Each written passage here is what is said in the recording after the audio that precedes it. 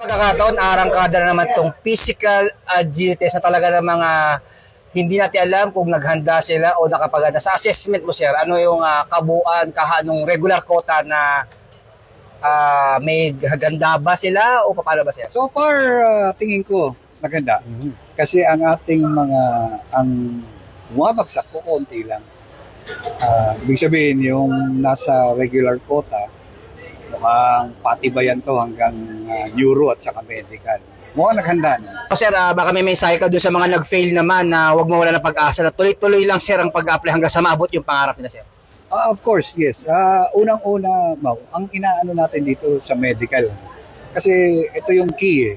Pag sinabi lang no-go ka, meaning high blood ka, may diferensya yung heartbeat mo, hindi ka nila i-allow. So, doon pa lang, sa tingin mo, may diferensya ka, ayusin mo na yung physical, yung sa high blood. Kasi nagugulat tayo at this age, mga bata pa ito, bakit nagkakaroon ng high blood na kagad, di ba?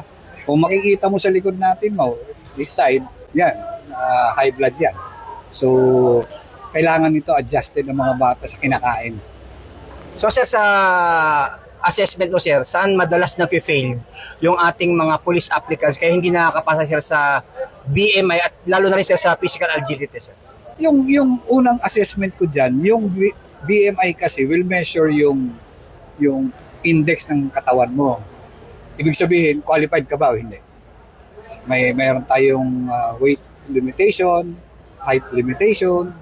Doon natin makikita kung ang bata or aplikante natin is qualified.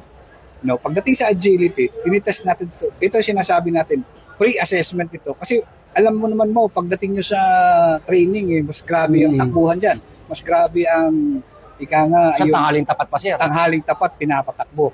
So somebody was questioning, bakit daw ako hindi magpatakbo ng tanghali?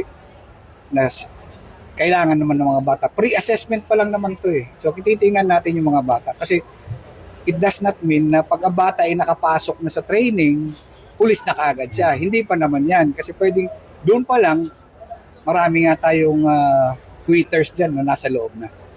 Thank you, sir. Thank you very much, Mau. Lilingkod sa bawat Pilipino at magbibigay ng tamang impormasyon para sa tahimik at maayos na Pilipinas. Police News Network, alagad ng batas, tagapagtaguyod ng balitang pulis, sandigan ng mamamayan, patnubay ng katotohanan.